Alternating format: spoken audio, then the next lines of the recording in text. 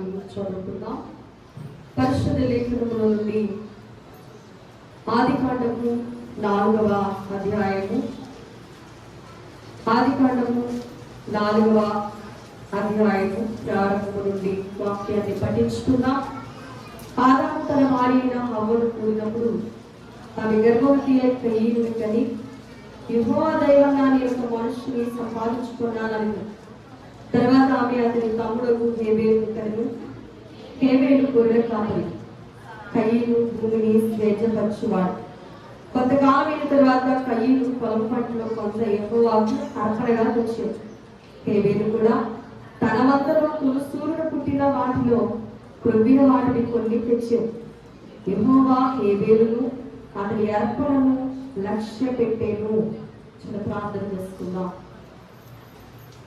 మహాగరుడ, నీ ఘనకార్యములను బట్టి నీకు స్తోత్రాలు. మమ్ములను గనులుగా మార్చుట కొరకు ఈ రోజున ఏర్పాటు చేసిన ఈ కానుక పండుగ నిమిత్తము స్తోత్రాలు.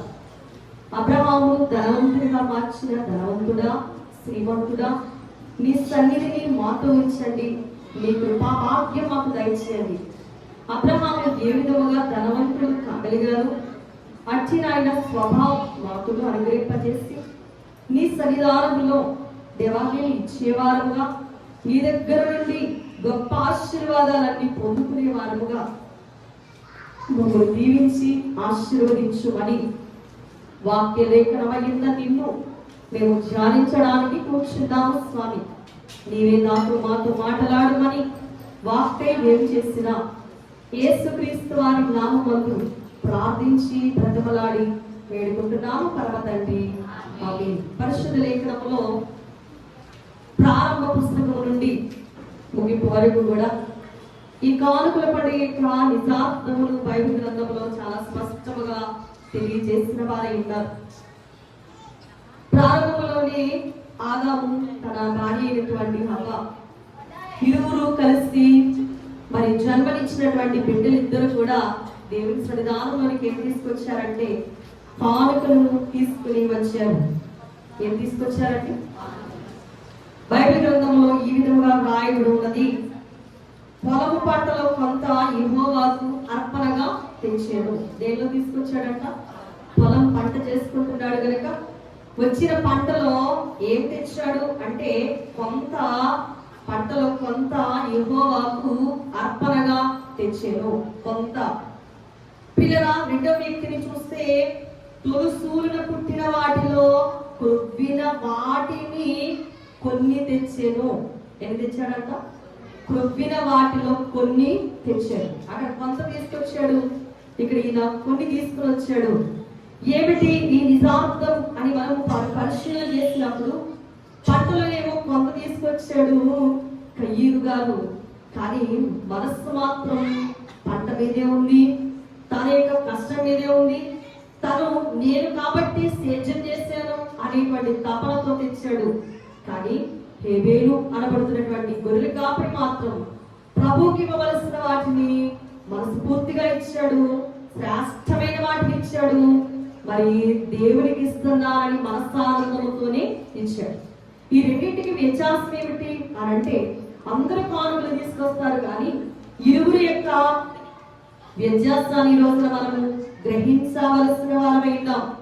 ప్రియగా మనము ఆలోచన చేసినప్పుడు ఈ ఇరువురిలోని ఉన్నటువంటి తేడాలు ప్రతి మనిషిలో కూడా ఈ రోజు వరకు ఉన్నట్లుగా మనము భావించగలము. కారణం ఏమిటి అంటే వాస్తవానికి చెప్పాలంటే భూమిని సేద్యం చేసిన వాడు కయ్యూను. ఎవరు సేద్యం చేస్తున్నాడు? భూమిని సేద్యం చేసిన వాడు కయ్యూను. తన తండ్రి అయినటువంటి ఆదాము గారితో ప్రభువారు చెప్పారు, నీవు భూమిని సేద్యం చేస్తేనే గాని అది నీకు పంటను ఇవ్వదు.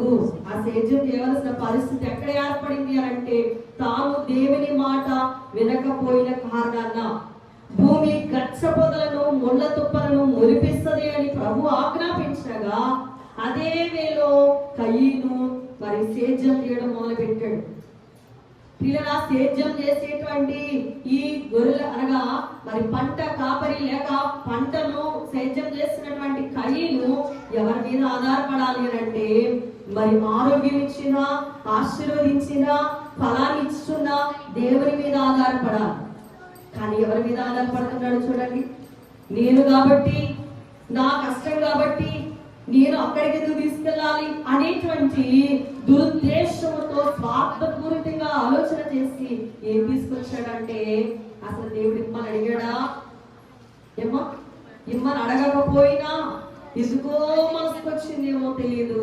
కానీ ఏం చేశాడు అని అంటే, పిల్లల లేఖనం చెప్తున్నటువంటి మాట ఏమిటి అని అంటే, మరి 2వ వచనంలో హేబెలు గొర్రెల కాపరి, కయీను భూమిని సేద్యపరచువాడు. కొంతకాలం అయ్యింది. తర్వాత కయీనే మొదటగా ఏం తెచ్చాడంటే పొలం పంటలు కొంత అర్పణ తెచ్చాడు. అలాగే హేబెలు కూడా తన మందలో తులుసూరును పుట్టిన వాటిలో క్రొవ్విన వాటిని కొన్ని తెచ్చాడు. యెహోవా హేబెలును అతని అర్పణను లక్ష్య పెట్టెను. ప్రభు ప్రియుల కోరకుండగానే ప్రభు సన్నిధానంలోనికి ఇరువురు కూడా తీసుకుని వచ్చారు. ఇరువురికి బుద్ధి పుట్టింది, ఇరువురికి మనసు వచ్చింది, తీసుకురావాలనేటువంటి జ్ఞానం వారికి వచ్చింది కనుకనే ఇరువురు తీసుకొచ్చారు. కానీ కొంత తెచ్చిన వాడి మనసు ఎక్కడ ఉందంటే పంట మీదనే ఉంది. పిల్లలు మనం ఆలోచన చేయాలి. ఇప్పుడు గుబ్బులతో వేసినటువంటి కానుక అది నీదే కావచ్చు, కానీ మొక్కుబడి కానంతసేపు అది నీదే. మొక్కుబడి చేసుకున్న తర్వాత అది ఎవరిదయ్యింది? మీకు బాగుగా తెలిసినటువంటి ఒక స్టోరీ చూస్తే బైబిల్ గ్రంథంలో అపోస్తల కార్యాల గ్రంథంలో మరి అననీయ సప్పీరా ఉన్నారు 5వ అధ్యాయంలో. అననీయ సప్పీరా ఇద్దరు కూడా భార్య భర్తలు. ఇద్దరు కూడా పొలం అమ్ముకుందాం అనుకున్నారంట. ఏమమ్ముకుందాం? చాలా మంది పొలాలు ఉంటాయి కనుక మరి అవి బాగా పంటలేనప్పుడు, లేకపోతే పిల్లలు పెళ్లి చేయవలసి వచ్చినప్పుడు, పిల్లల చదువుల విషయంలో, లేకపోతే ఇతరితర చాలా విషయాల్లో ఇబ్బంది కలిగినప్పుడు ఏమనుకుంటారు చెప్పండి? మనకున్నది ఏముంది? ఇంకా పొలం ఉంది కనుక పొలం అమ్మి పిల్ల పెళ్లి చేద్దాం, లేకపోతే పొలం ఉంది కనుక మరి బిడ్డల చదువులకు ఉపయోగిద్దాం, పొలం ఉంది కనుక ఏదో ఒక అక్కర తీరుతుంది అన్నట్లుగా ఈ భార్య భర్తలు ఇద్దరు కూడా ఏం చేశారంట? పొలం అమ్ముకోవాలి అనుకున్నారు. ప్రారంభోత్సవంలో అననీయ ఒక మనుష్యుడు తన భార్య అయిన సప్పీరాతో ఏకమై పొలం అమ్మారు. ఇద్దరు కలిస్తే ఏకమై ఏమమ్మారంట? పొలం అమ్మారు. భార్య ఎరుకని వాడు దాని గలలో కొంత దాచుకున్నాడు. ఏం చేశాడంటండి? కొంత దాచుకుని కొంత తెచ్చి అపోస్తుల పాదముల యొద్ద పెట్టాడు. ఎక్కడ తీసుకొచ్చాడండి? భార్య ఎరుకని వాడు ఏం చేశాడంట? కొంత దాచేసుకుని కొంత తెచ్చి ఎవరి దగ్గర తీసుకొచ్చాడండి? ఎవరు చెప్పండి? తీసుకురమ్మని. ఎక్కడికి తీసుకొచ్చాడంట? అపోస్తుల పాదముల యొద్ద పెట్టేను. అపోస్తుల పాదాలు వాళ్ళేమన్నా దేవుళ్ళ అండి? ఆలోచన చేద్దాం. వాళ్ళేమన్నా దేవుళ్ళ? కాదు. కానీ ఎందుకు తీసుకురావాలి? దేవుడి మరి చెప్పాడా? తీసుకురావాలి అడిగాడా? లేఖనాల్లో రాయబడ్డ విధముగా ఇతడు ఒక భక్తుడు కాబట్టి దేవుడి సన్నిధానంలోకి ఏం తీసుకొస్తూ ఉన్నాడంటే అర్పణ తీసుకుని వచ్చి ఉన్నాడు. అర్పణ తీసుకొచ్చేటప్పుడు కొంత ఏం చేశాడంట? కొంత ఏం చేశాడమ్మా? అక్కడ కయ్యనేమో కొంత తెచ్చాడు, కానీ ఏం చేశాడు? మనసులో నేను కాబట్టి సేద్యం చేస్తాను, నా కష్టం ఇది, నేను భూమిని సేద్యం చేయకపోతే అది పంటనిస్తుందా, నేను సాగుబడి చేయకపోతే అది ఫలాన్ని ఇస్తుందా అని కొంత తెచ్చాడు, కానీ మనస్ఫూర్తిగా తేలకపోయాడు. ఇక్కడ కూడా అననీయ ఏం చేస్తున్నాడంటే కొంత దాసేసుకున్నాడు, కొంత తెచ్చాడట. కొంత దాచుకున్నాడు, కొంత తెచ్చాడు, అపోస్తుల పాదాల దగ్గర పెట్టాడు. నేను కాబట్టి అనుకుంటున్నాడు బహుశా. వెంటనే పేతురు గారు అడుగుతున్నారు, అననీయ ఏమన్నారండి? మిమ్మల్ని ఎప్పుడైనా యాజకుడు ఏమా అని అన్నారా? ఏమా ఈ కానుక ఇదేనా అని అడిగారా? అడిగితే మీరు ఉన్నారా? ఉండనిస్తారా? ఏమా ఇదేనా అని అడిగితే మందిరానికి కూడా రావు. ఇక్కడ పేతురు అనబడుతున్న యాజకుడు అంటున్నాడు, అననీయా నీ భూమి గెలలో కొంత దాచుకొని ఎవరికి తెలుస్తుందట? ఆత్మ దేవుని యొక్క ఆలోచన. పిల్లల లూకా సువార్త 21వ అధ్యాయము ప్రారంభ చరిత్ర నుండి మనము ఆలోచన చేస్తే కానుకలు పెట్టేయద్దా? ఎవరున్నారట? యేసు ప్రభు వారు కానుకలు వేయుచున్న వారిని తారా చూసేను. ఎవరు చూస్తున్నారండి? ఎవరు చూస్తున్నారండి? ఇక్కడ పేతురు గారు చూస్తున్నారా, ప్రభు చూస్తున్నారా? పేతురు చూడలేదు. ఎవరు చూస్తున్నారండి? ప్రభు చూశారు. పేతురులోని పరిశుద్ధాత్మ దేవుడు వచ్చేసారు. ఆలోచన చేద్దాం ప్రియులు, ఎవరిని మోసం చేస్తున్నాం? దేవుడిని మోసం చేయడానికి, ఆయన కలుగప్పడానికి మన వ్యాపారి వాళ్ళకు ఇక్కడ ప్రియులరా అనయ్య అనేటువంటి మనుషులు దేవుడు మాట్లాడుతూ ఉన్నాడు. ఈ భూమి వెలలో కొంత దాచుకుని పరిశుద్ధాత్మ మోసపుచ్చుటకు సాతాను నీవు ప్రేరేపించింది. ఎవరు ప్రేరేపించారట? వాక్యం బాగా వినండి. కానుక వెయ్యలేదు అంటే నీ మనసు ఏ మనసు తెలుసా? సాతాను మనసు.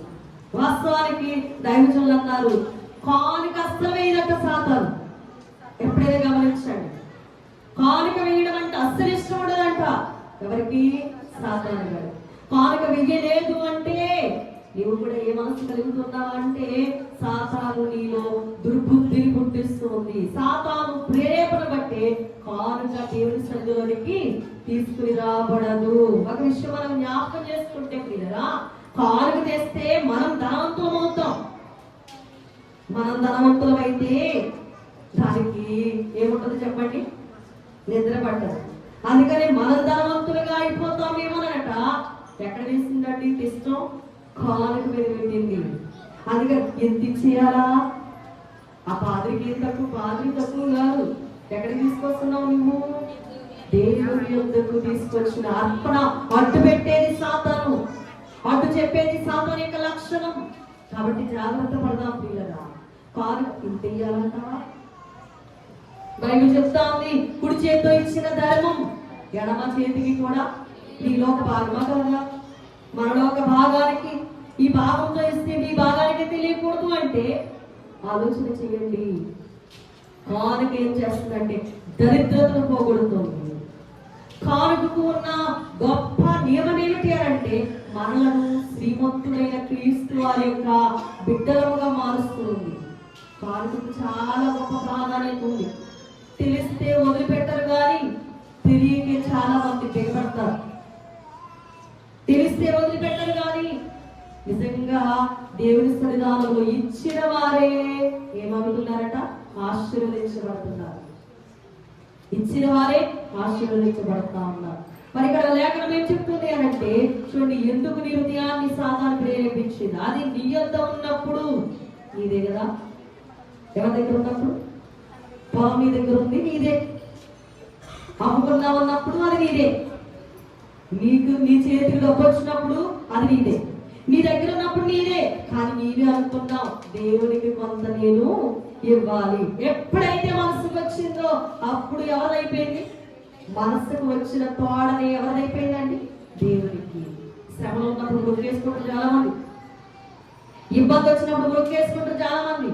వ్యాధి వచ్చింది అంటే చాలు, బ్రహ్మా నీకు కానుక చేస్తానయ్యా, నేను మృక్కుకుంటున్నానయ్యా, నన్ను విడిపించయ్యా, నన్ను రక్షించయ్యా, నన్ను కాపాడయ్యా. చాలా విధాలుగా మృక్కుబడులు చేసేసుకుంటారు చాలా మంది. అవసరం తీరిన దాకా అయిపోయిన తర్వాత అంటారు అది ప్రస్తావనే రాదు. వస్తుందండి. అడగలేదు యేసు ప్రభుల వారు. ఏమంటే అడగలేదా అండి? కృష్ణులు 10 మంది వచ్చారట, 10 మంది బాగుపడిపోయారట. ఒక్కడు మాత్రమే కృతజ్ఞత చూపించడానికి వచ్చాడు. యేసు ప్రభు అన్నారు, ఇదిగో నువ్వు బాగుపడ్డావుగా, మోషే నియమించిన కానుక సమర్పించు. జ్ఞానం పెట్టుకో, జ్ఞానం వేసుకో. నీ మీద ఉన్న దోషాన్ని పోగొట్టుకోవాలంటే నువ్వు బాగుపడ్డావు, నువ్వు ఏం చేయాలంట? కానుక సమర్పించు. ఎవరు చెప్తున్నారండి ఈ మాటలు? యేసు ప్రభు వారి అన్నారు. బాగుపడ్డావు కనుక ఏమి ఇవ్వాలంట? కానుక ఇవ్వాలి. కనుక యాజకుడికి కానుక ఇవ్వాలంటే కృతజ్ఞత భావంతో అక్కడొచ్చాడు. మిగిలిన 9 భలే బాగుపడ్డావులే అని అనుకున్నారు.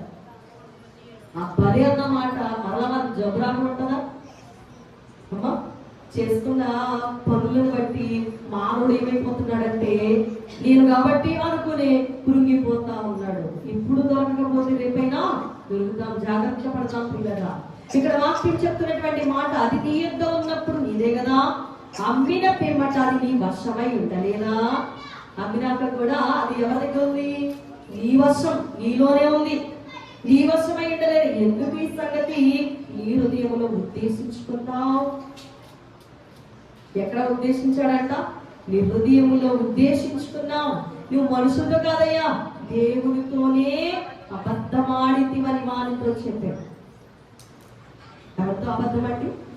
మాట్లాడి నేను కాబట్టి ఇచ్చేస్తున్నాను. చాలా మంది లక్షణాలు ఎలా ఉంటాయంటే, 100 రూపాయలు సరే 100 రూపాయలు ఖాళీ తీసుకొచ్చారు, అందరికీ కనబడేటట్టు చేస్తారు. అదే రూపాయి బిల్లు అనుకో, ఎవ్వరికి కనబడదు, గుడ్లు పూసేస్తారు. కానీ చూసే దేవుణ్ణి మబ్బి పెట్టడం ఎవరి తరము కాదు. నువ్వు ఇచ్చేదాన్ని బట్టే ఏ కొలత కొలుస్తామో అదే కొలత ఖచ్చితంగా మనం పొందుతాం. ఇది వాక్యానికి విరుద్ధంగా, ఇది వాక్యం చెప్తున్నటువంటి మాట. వాక్యంలో ఉన్నది ఉన్నట్టుగానే చెప్పాలి, లేనిది కూర్చకూడదు. బిగబడితే బిగబడతాడు, దాతృత్వం కలిగిస్తే దానకర్త నీకు ఇస్తూనే ఉంటాడు. ఎండకి మనకు పన్నుందా? వారికి పన్నుందా? గాలికి పన్నుందా? వర్షానికి పన్నుందా? వయసుకు పన్నుందా? జ్ఞానానికి పన్నుందా? దైవజనులు చక్కగా రాస్తారు. ఇన్ని బిల్లులు మన మీద వేసి ఇదిగో నా బిల్లు కట్టు అంటే కట్టగలమా?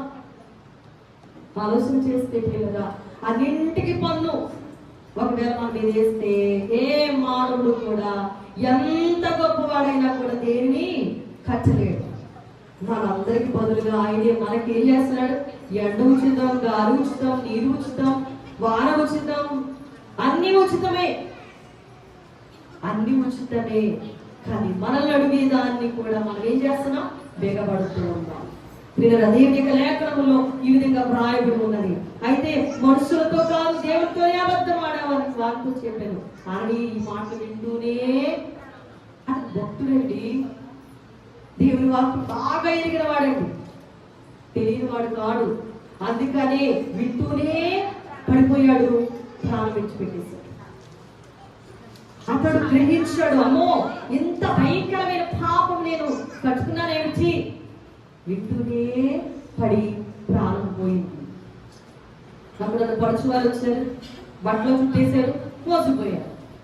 చావుగానే వచ్చేస్తారు, చుట్టుకుని వెళ్ళిపోతారు.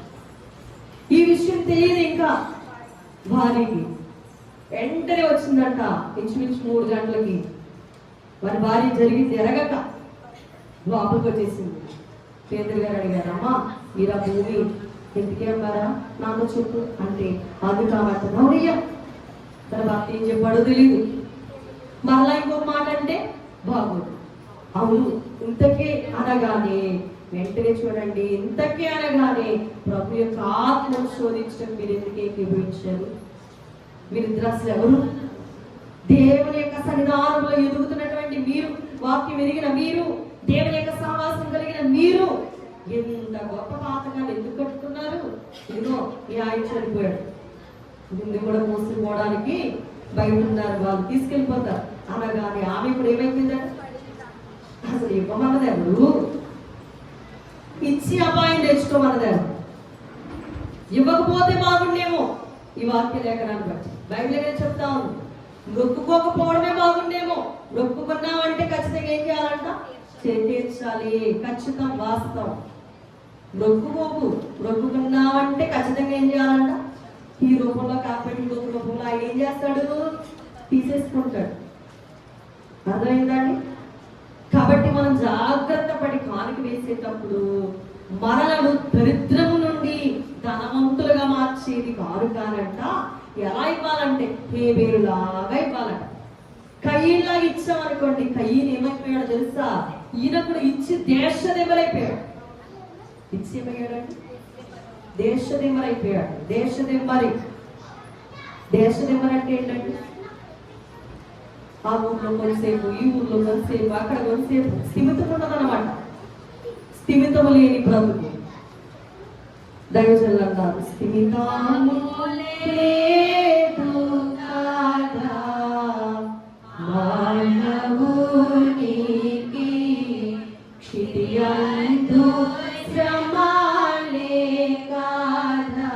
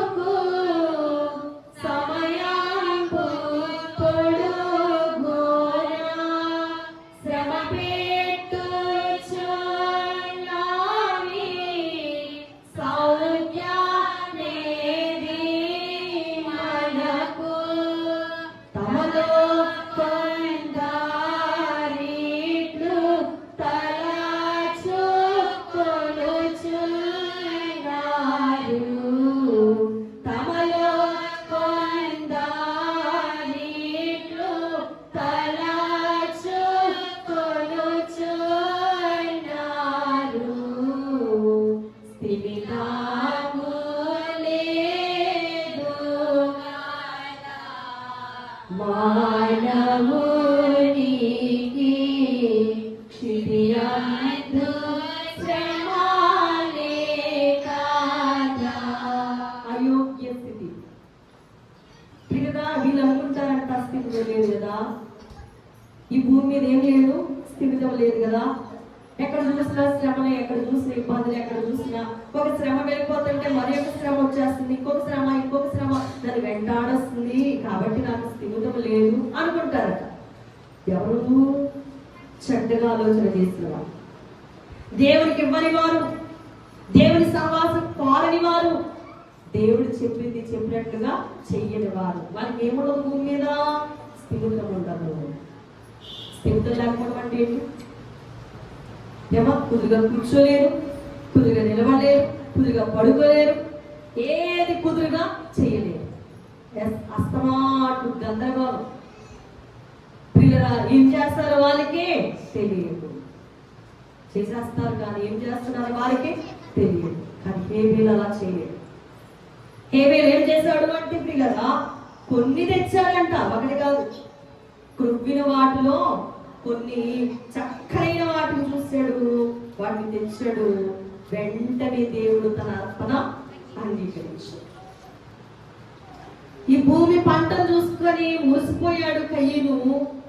నేను అనుకున్నాడు ఈ భూమి పంట మీద వ్యామోహంతో, అదే నన్ను పోషిస్తుంది అనేటువంటి వ్యామోహంతో, దానిని బట్టే నేను బ్రతుకుతున్నానటువంటి వ్యామోహంతో, అదే నన్ను బ్రతికిస్తుంది, అదే నా కడుపు నింపుతుంది, అది లేకపోతే నేనెక్కడ అన్నట్లుగా తనకు కావలసినంత దాసేసుకొని కొంత తెచ్చి దేవుడిని ఏం చేశాడు?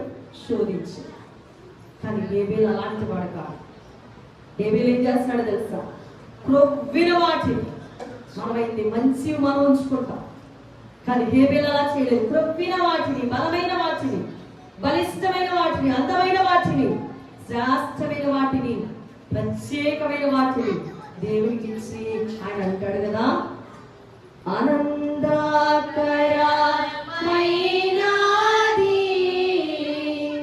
మన బ్రతుకేదో,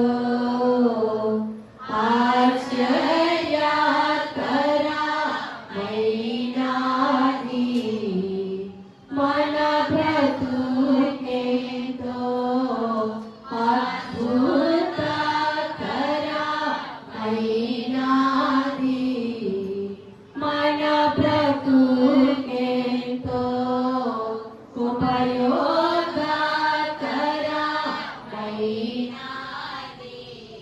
జ్ఞాని నేత్రము ఆనుగాని ఇతరా, జ్ఞాని నేత్రము ఆనుగాని ఇతరా, మానవుని నేత్రాల కానుటే తోడును. ఎంత ఆనందకరమైంది నా బ్రతుకు.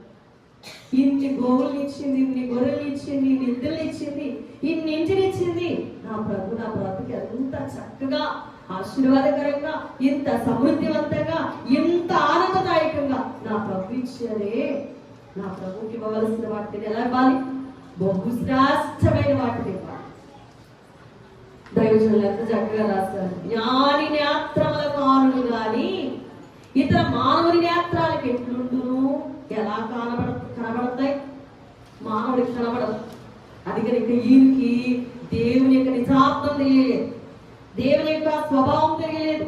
దేవుడు దారకర్త అనేటువంటి విషయాన్ని మర్చిపోయాడు. దేవుడే భూమిని ఇచ్చాడని మర్చిపోయాడు. దేవుడే భూమిని ఏర్పాటు చేశాడని మర్చిపోయాడు. దేవుడే భూమిని దర్శిస్తే అది పంటనిస్తాడని మర్చిపోయాడు. ఆ విషయాలన్నీ మర్చిపోయి నేను కాబట్టి అనుకునే గర్వాన్ని వహించాడు. కనుకనే భూమి కయ్యూని మీద తిరుగుబాటు చేస్తాడు. ఇప్పుడు ఏమైపోయాడు? దేశాన్ని పరగట్టాడు. కానీ హేబేలు యొక్క అర్పణ ఎలాంటి అర్పణ అంటే దేవుడిచ్చాను, దేవుడికి ఇవ్వాలి, దేవుడిచ్చాను, దేవుడికి ఇవ్వాలి. ఇందాక మనం దైవజనుల యొక్క ఆరాధన బలిచ్చాము, చక్కగా ప్రార్థన చేశారు. దేవుడు ఇచ్చాడు కాబట్టి మనం ఇవ్వాలి. దేవుడు నిత్యము ఇచ్చేవాడు కాబట్టి మనం కూడా నిత్యం ఏం చేయాలంట? ఇచ్చేవారంగా. ఎవరిస్తున్నారు మనకి? ఆలోచన చేసుకుందాం. ఈ ఆరోగ్యమైనా, ఈ సంపద అయినా, ఇది ధనమైనా, ఇతరితర ఏమైనా ఎక్కడి నుంచి వస్తుంది? మనల బట్ట. మనకంటూ లోకంలో ఏది లేదు. మట్టి మానవులమైన మనకంటూ ఏమీ లేకపోయినా విర్రవీగుతనం మాత్రం బాగా ఉంది, అతిశయం బాగా ఉంది, గర్వం బాగా ఉంది. అవన్నీ తీసివేసుకుంటే మనకు అర్థమవుతుంది. కుట్టుపడిపోయిన తర్వాత జరిగిపోయిన కాలాన్ని తలంచుకొని అయ్యో ఆ దినమంది ఇలా చేశానే అనుకోకుండా వాక్యాన్ని ముందుగా వ్రాసి పెట్టారు. జబ్బు చేసి మంచం మీద పడినప్పుడు అయ్యో దేవుని వాక్యం తెలియక అన్యాయంగా నేను మసులుతున్నానే, నాకు ఎలాంటి దుర్బుద్ధి పట్టింది అని అనుకోకుండా ముందుగా వాక్యాన్ని నీ కొరకు నా కొరకు పరమదేవుడు వ్రాయించిన వారైనా హేబేలు అర్పణ తెచ్చి దేవుని దగ్గర ఎంత గొప్ప భవిష్యత్తును పొందుకున్నాడు. దేవుని దగ్గరకు డైరెక్ట్ గా వెళ్ళిపోయాడు. కదండి, ఏ అడ్డులు లేవు. దేవుని పాదాల దగ్గరికి వెళ్ళిపోయి బాధాడుతూ ఉన్నాడు. ఆయన ఒలికించినటువంటి రక్తం వెళ్ళి ఎవరికి మొరపెట్టిందంట? రక్తం దేవునికి మొరపెడితే ఏమండి వెంటనే అక్కడి నుండి ఇక్కడికి ప్రభువు దిగి వచ్చినట్టున్నారు. కయ్యను ఈ తమ్ముడైన హేబేలు ఎక్కడ? ఇంకా అంతకంటే ఏం కావాలి? దేవుని ఎదురు తీసుకొచ్చిన అర్పణ ఎంత గొప్పదో, ఎంత గోజాడుతుందో. దేవుని యొక్క సన్నిధానంలో కూర్చున్న నీవు నేను ఎరిగిన వారమై ఉండాలి. ప్రభు యొక్క సన్నిధానంలో కూర్చున్నటువంటి మనతో దేవుడు మాట్లాడుతున్నాడు. మార్కు సువార్త చదువుదాం ప్రియులారా. 12వ అధ్యాయములో నుండి ఒక మాట మనం పరిశీలన చేసినప్పుడు, మార్కు గారు రాసినటువంటి పుస్తకంలో కూడా మరి శ్రేష్టమైన మాటలు దాగి ఉన్నాయి. 12వ అధ్యాయము 41వ వచనములో ఆయన కాలు పెట్టి ఎదుట కూర్చుండి, ఎక్కడ కూర్చున్నారంట? ఆయన ఏంటండి పని? యెరూషలేము దేవాలయంలో ఇంకా ప్లేస్ ఎక్కడా లేదంటారా? దేవాలయంలో ఎక్కడ కూర్చున్నారంట? కాలు పెట్టి దగ్గర ఎదుట కూర్చుండి ఏం చూస్తున్నాడండి? చాలా మంది అంటారు ఎలా చూస్తున్నారు చూడము. కాలు వేస్తుంది, సిలర్ వేస్తున్నారు, మరి కాలుగా వేస్తుంది, ఎలా చూస్తున్నారు చూడండి అనుకుంటామా? కానీ దేవుడు ఖచ్చితంగా ఏం చేస్తున్నాడు? చూసేది. ఆకాశం నుండి నరులను కన్నులారా చూస్తూ ఉన్నాడు. ఆయన చూసే నేత్రాలకి వేసే కానుక అగపడుతుంది. ఆయన ఎదుటి కూర్చుండంట జన సమూహము ఆ కానుక పెట్టిలో డబ్బులు వేయట చూచుండేది. ఏ వేయడం చూశాడంట? ఇవి ఎంత వేస్తున్నావో, ఏం వేస్తున్నావో, ఎలా వేస్తున్నావో చూసే పని ప్రభు వారు కలిగి ఉన్నారు. చూచుచుండేది. ఒక దేవుని వివరాలు వచ్చింది. వేద విరవరాలు కంటే గొప్ప గొప్ప వాళ్ళు, లక్షాధికారులు, పోలీసులు ఆ దేవాలయం నిండా ఎందరో ఏం చేశారో తెలుసా? తమకు కలిగిన సమృద్ధిలో నుండి వేసేస్తున్నారు. సమృద్ధిలో నుండి వాళ్ళు చాలా విచ్చలవిడతలుగా కాలుకి వేస్తా ఉంటే దైవజనులు అన్నారు, తక్కువ సందాను చూసి ఎక్కువే అని మెచ్చుకున్నా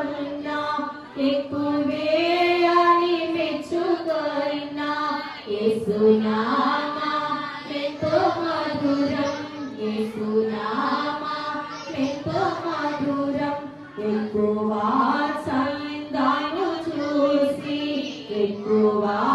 సందాను చూసి తక్కువగానే ఎంచి ఉన్నా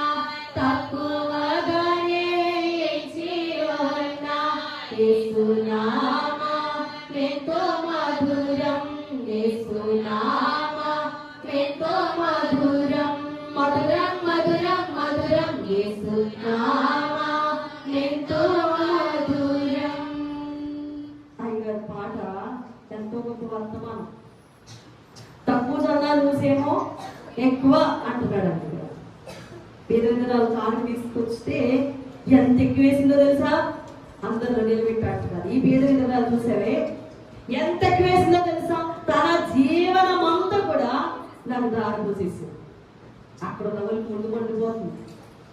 ఒళ్ళు పడిపోతుంటే వాళ్ళు చూసి అన్నాడు, ఎక్కువ సందాలు చూసి మీకు తక్కువ వేశారు అబ్బాయి అన్నాడు.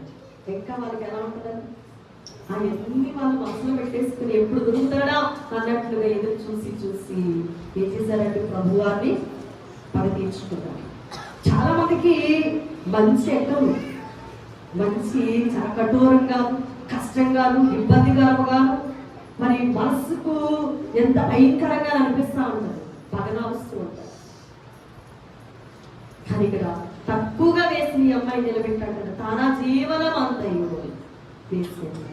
దీని యొక్క అర్థం మనకు అర్థం అయితే కనుక మనం ఇచ్చేటప్పుడు ముందు జాగ్రత్త పెట్టుకుని చాలా చక్కగా ఇస్తాము. దీని భావం మనకు అర్థమైతే కనుక ఇచ్చిన కానుకలో లేదు, ఇచ్చేదిలోనే ఉంది అది నీకు అర్థమైతే కనుక ఇచ్చేది 1000 రూపాయల 1,00,000 రూపాయలు కాదు, మీరు తీసుకొచ్చిన మనస్సులోనే, మీ హృదయంలోనే ఆ అర్పణ దాగి ఉంది కనుక దానిని ప్రభు ఏం చేస్తున్నారు, అంగీకరిస్తున్నారు. విచ్చలవిడితనంగా వేసేసినంత మాత్రాన, బడాయిగా తీసుకొచ్చినంత మాత్రాన దానికి ఏమి లేదంటే విలువ లేదు. మనస్ఫూర్తిగా ఇచ్చిన కానుక అంగీకృతమవుతుంది, అది ప్రభు మెచ్చుకునేటువంటి కానుక ఉన్నది.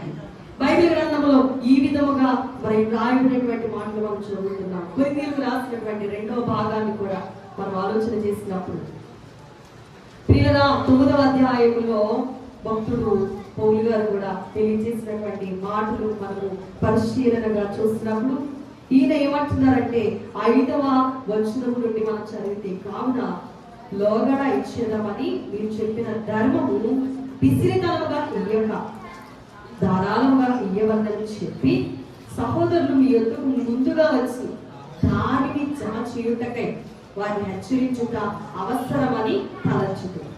కొంచెముగా విత్తువాడు కొంచెముగా పంట కోయును. మా వాక్యం తీసారా? చదువుతున్నప్పుడు వినాలి. కొంచెముగా విత్తువాడు కొంచెముగా పంట కోయును, సమృద్ధిగా విత్తువాడు సమృద్ధిగా పంట కోయును అని ఈ విషయమై చెప్పవచ్చు. సరుగు కొనకయు బలవంతముగా కాకయు ప్రతివాడును తన హృదయములో నిశ్చయించుకున్న ప్రకారము ఇయ్యవలెను. దేవుడు ఉత్సాహముగా ఇచ్చు వారిని ప్రేమించును, మరియు అన్నిటి యందు ఎల్లప్పుడూ మీలో మీరు సర్వ సమృద్ధి గల వారై ఉత్తమమైన ప్రతి కార్యము చేయుటకు దేవుడు మీరుగా సమస్త విధములైన కృపను విస్తరింప చేయగలడు. ఇందు విషయమై అతడు వెదజల్లి దరిద్రులకిచ్చెను, అతని నీతి నిరంతరము నిలుచును అని రాయబడి ఉన్నది. వెదజల్లితే ఇంకెక్కడ ఉంటుందండి? మన భాష, మన పరిభాష.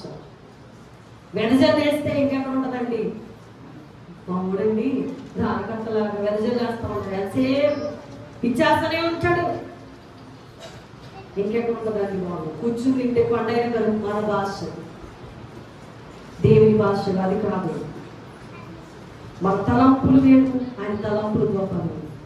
ఆ మహిమ తలంపులకు దేవుడు మనకి ఇచ్చినటువంటి వాక్యం ఏంటంటే, వెదజల్లి దరిద్రులకిస్తేనట అతని నీతట నిరంతరము నిలుచును, నీతి నిరంతరము నిలుచును. వెదజల్లడం వల్ల దేవుని యొక్క ఆశీర్వాదాన్ని మనము మరి పొందుకుంటూ ఉంటాం.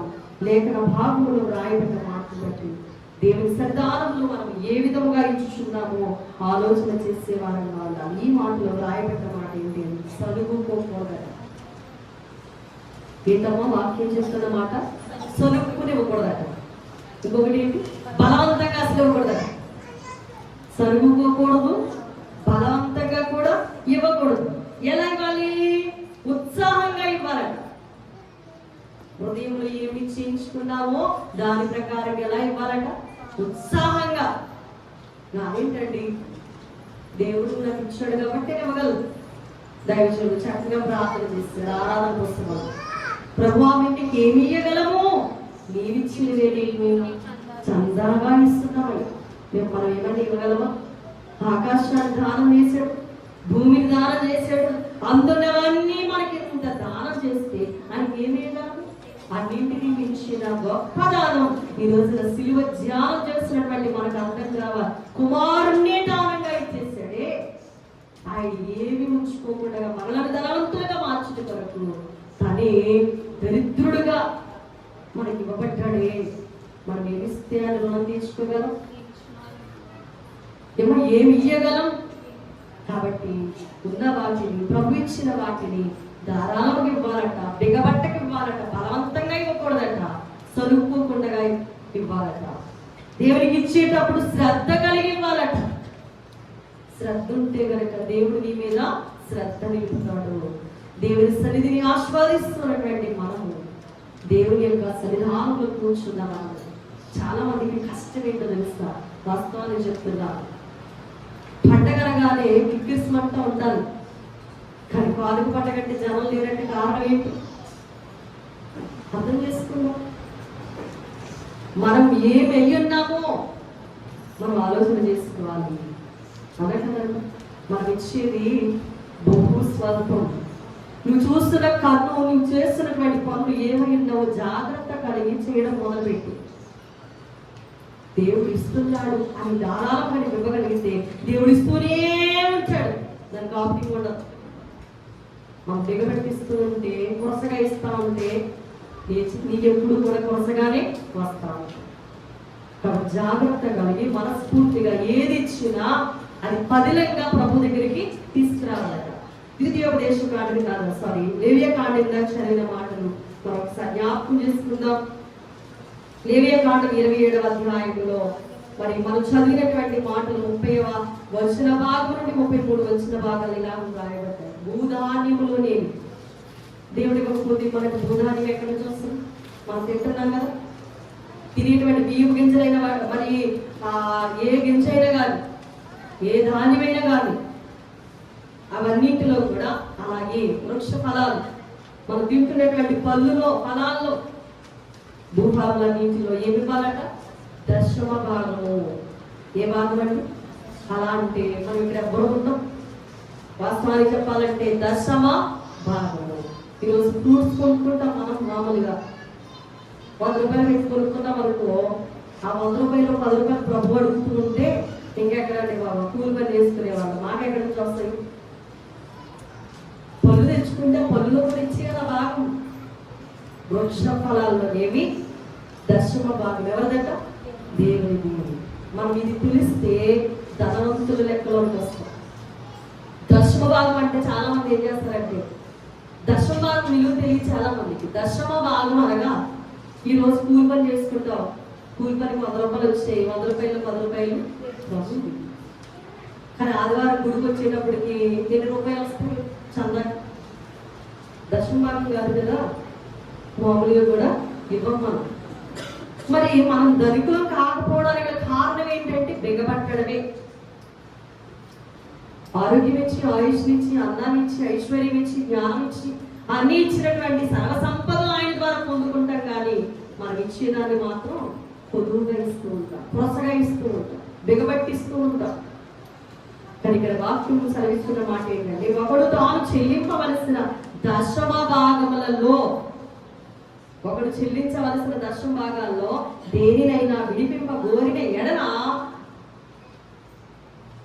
దానిలో 5వ వంతులు దానితో కలపాలి. ఇదో కుంకుమ వల్ల విడిపించుకోవాలనుకున్నారనుకోండి, వాస్తవానికి దశమ భాగం మరి ఏదైనా ఇవ్వాలి అని అనుకున్నప్పుడు మరి అది మనకు కావాలి అనుకుందామండి. ఇవ్వాలి అనుకున్నాం, కానీ ఇక్కడ కావాలి. ఆ కావాలనుకున్నప్పుడంట ఇవ్వాలి కాబట్టి ప్రభుకి మళ్ళీ ఏం చేయాలంటే 5వ వంతు దానిలో కలపాలట. ఇంకా ఏమంటున్నాడంటే, గోవుల్లోని కానీ, గొర్రె మేకల్లోని కానీ, కోల కింద నడుచు వాటన్నింటిలో కూడా దశమ భాగము ప్రతిష్ఠితము. నా మొదట్లో ఫస్ట్ వచ్చేటప్పుడు కోళ్ళు కూడా వచ్చి అందరు కోడి పెట్టలు తీసుకొచ్చేవారు, కోడి గుడ్లు తీసుకొచ్చేవారు, ఏమండి ఎన్నెన్నో వృక్ష ఫలాలు తీసుకొచ్చేవారు, ఆకుకూరలు తెచ్చేవారు, కూరగాయలు తెచ్చేవారు. ఆఖరికి ఈ భక్తిగా సేవైపోతుందండి అడుగుతూ పోతుంది. ఎందుకు అనంటే మనమే బిగబట్టేస్తున్నాం, మనకు రావాల్సింది కూడా రాదు. పంట పండలేదు అనుకుంటాం కానీ లోపం మనలోనే పెట్టుకున్నాం. గిలిగింత పూస అనుకుంటారు, ఎర్రగా ఉన్నాను అంటే కింద తెలియదు దశలు. మనం కూడా అలాంటి వాళ్ళు. మనం చేసిన తప్పిదాలు మనం చూసుకోం, కానీ నేను అన్నింటిలో వెళ్ళిపోతానండి. ప్రార్థన అంటే ఎక్కడ, ప్రార్థన అంటే ఎక్కడికి వెళ్తాను, ఏదంటే అది ఇస్తున్నావు కానీ అనుకుంటున్నావు, బలవంతంగా చేస్తున్నావు కానీ భక్తి చేస్తున్నావు అనుకుంటున్నావు, బడాయికి చేస్తున్నావు. కాబట్టి ఇచ్చే దేవుడు ఏం చేస్తున్నాడు? నేను బిగబడుతున్నావు, ఆయన బిగబడుతున్నాడు. కానీ ఇక్కడ వాక్యం చదివిస్తానమాట, అది మంచిదో చెడ్డదో పరిశోధించకూడదు. అనుకున్న వెంటనే మంచిదైతే నాకు, చెడ్డదైతే నీకు. మారని వస్తువు ఏదైనా ఉంటే అది ఎక్కడికి ఫస్ట్ వస్తుందంటే మధురలోనికి వస్తుంది. ఎక్కడ మారదు, కానీ ఇక్కడ మారుతుంది అన్నట్టుగా చాలా మంది తీసుకొస్తూ ఉంటారు. చూడండి, దాన్ని మార్చకూడదు, దాన్ని మార్చిన అది చేయాలి, దానికి మారుగా ఇచ్చింది కూడా ప్రతిష్ఠిత. అట్టి దాన్ని విడిపింపకూడదని చెప్పు. విడిపించడానికి మనమేమో దర్శకులు విడిపించుకుంటారండి, మన వల్ల కాదది. దేవుడు మనల్ని ఆశీర్వదించిన కొలది మనం ఏమి ఇవ్వాలంటే ఇచ్చి ఆశీర్వదించబడాలి. దేవుడి ఆశీర్వాదం గొప్పదండి. ఈరోజు నువ్వు భయపడతావనుకో, నిన్ను దేవుడు వినబడతాడు. ఇది వాస్తవం, ఇది సత్యం. ప్రభువారు అంటున్నాను, నీవు నన్ను శోధించు. ఎప్పుడు శోధించు? మలాకి గ్రంథం 3వ అధ్యాయం 8వ వచన భాగంలో మాట్లాడుతున్నటువంటి మాట. ఆ గ్రంథంలో భక్తుడు అంటున్నాడు కదా, ఏమని అంటే, మానవుడు దేవుని యొక్క దొంగిలుగా. అయితే మీరు నా యొక్క దొంగిలి తిని దేని విషయంలో ప్రభావ మేము నీ దగ్గర దొంగతనం చేస్తాం. 10వ భాగం ఇచ్చావా? 10వ భాగం ఇవ్వాలి అనే రూలు వ్యాపారస్తులకి, వ్యవసాయకులకి, పంట చేసుకునే వాళ్ళకి కాదు పిల్లల. వాస్తవాన్ని చెప్తున్నాడు. మాసిదోనియా సంఘం నిరుపేదలట. రెక్కాడు తెలియగా డొక్కాడని పరిస్థితుల్లో వారు ఏం తీసుకొచ్చారు తెలుసా? దేవుని సన్నిధానంలోనికి అర్పణ తీసుకొచ్చారు, ధనవంతులుగా మార్చబడ్డారు. చాలా మంది అనుకుంటున్నాడు అంటే వ్యాపారం చేస్తాడు కాబట్టి వాడు ఎంతైనా ఇస్తాడు. ఈడండి ఆటో డ్రైవర్ కాబట్టి వాడు ఎంతైనా ఇస్తాడు. ఈడండి మరి ఉద్యోగం చేస్తున్నాడు కాబట్టి ఎంతైనా ఇస్తాడు. నిన్ను ఆ స్థితిలో దేవుడు చూడాలనుకుంటున్నాడు. నేను కూలి పని చేసుకునేలాగా, లేకపోతే నీ కష్టం వ్యయమైపోవాలని దేవుడు ఆశించట్లేదు. నిన్ను నన్ను గొప్పవారిగా, ధనికులుగా, ధనవంతులుగా, ఐశ్వర్యవంతులుగా ఆశీర్వదించాలని, నిన్ను నన్ను వర్ధిల్ల చేయాలని ఇచ్చిన వాడికి దేవుడు ఇస్తానని మాట్లాడుతున్నాడు. ఈ వాక్యం అర్థం కాక వీళ్ళకి ఏదో తక్కువై చెప్పారనుకుంటారు. వాక్యం సత్యం, వాక్యం నిత్యం, వాక్యం గొప్పని ప్రియులారా. నువ్వు చేసి చూడు. దైవజనులు అన్నారు, చేసి చూడరాదా దైవ ప్రార్థన, చేసి తరచరాదా. యేసుక్రీస్తు ప్రభువే మోక్షమునకు, యేసే మార్గము, యేసే సత్యము, యేసే జీవము, యేసే దేవుడు, యేసే సర్వము, యేసే పాపికి దోషముల పరిహారకుడు. ఈ వ్యాసము నిజమో కాదో తెలియా, చేసేది ప్రార్థన చేయుచు దేవుని, చేరి జీవించుడి దేవాది దేవుని, చేరి జీవించుడి. ఎంత గొప్ప అర్థం ఉందో చూడండి. చేసి చూడరాదా? దైవ ప్రార్థన చేస్తున్న వాళ్ళ చేసి తరచరాదా? తరిస్తే వెన్న బయటకు వస్తుంది. తరచుకుంటగా కుండలో ఉన్న పెరుగు కుండలోనే ఉందనుకోండి, దాన్ని ప్రయాసపడి తరిస్తేనే ఏమొస్తుందంటే బయటికి వెన్న వస్తుంది. చేసి చూడండి ఏదైనా కానీ. యేసుక్రీస్తు ప్రభువే మోక్షానికి, ఆయనే మార్గం, ఆయనే సత్యం, ఆయనే జీవం, యేసే సర్వం, యేసే పాపికి. మరి ఆయన సర్వమై ఉన్నప్పుడు ఆయన ద్వారా అందుకుంటున్నటువంటి మనలను సర్వశక్తివంతుడు పోషిస్తున్నాడు అనే విషయాన్ని ఎరిగి కూడా దిగబడుతున్నామంటే మనం ఎంత యోగ్య స్థితిలో ఉన్నాం. కాబట్టి ఏం చేయాలి చెప్పండి? చేసి చూడండి. కూలి పని చేస్తున్నా అయినా చేసి చూడు. ఈ దేవుడు నిన్ను ధనవంతురాలుగా చేస్తాడు కానీ దరిద్రురాలుగా చేయడు. దరిద్రగొట్టుతనాన్ని తొలగించడానికి శ్రీమంతుడైన యేసుక్రీస్తు ప్రభువు ఆకాశ మహాకాశంలో పట్టచాలంత మహా గొప్ప దేవుడు చిన్న శిశువుగా, నరరూపధారిగా, ఎంత తగ్గింపు జీవితంలో దాసుని పోలిక పరిచారకుడుగా నీ కొరకు నా కొరకు నడుము కట్టుకొని ఈ లోకంలోకి వచ్చి ప్రాణాన్ని కానుకగా వేశాడే. ఆయన శ్రీమంతుడు ఉండగా మనల్ని ఎత్తి విడిచిపెడతాడండి. మనం అనుకుంటుంది నేను కూలి పనికి వెళ్ళాలి కదండి, వాళ్ళు ఇచ్చిస్తారండి. కాదు కదా, తప్పు పద్ధతి. కూలి పని చేసిన వచ్చిన దానిలో ఇచ్చి చూడు. దేవుడు నిన్ను ఏం చేస్తాడు? ఆశీర్వదిస్తారు. ఇది వాస్తవం, ఇది సత్యం. చేసి చూడండి, కాకపోతే నన్ను అడగండి. అసలు నువ్వు తీసేది ఎక్కడ, నువ్వు చేసేది ఎక్కడ? ఆలోచన చేద్దాం పిల్లల.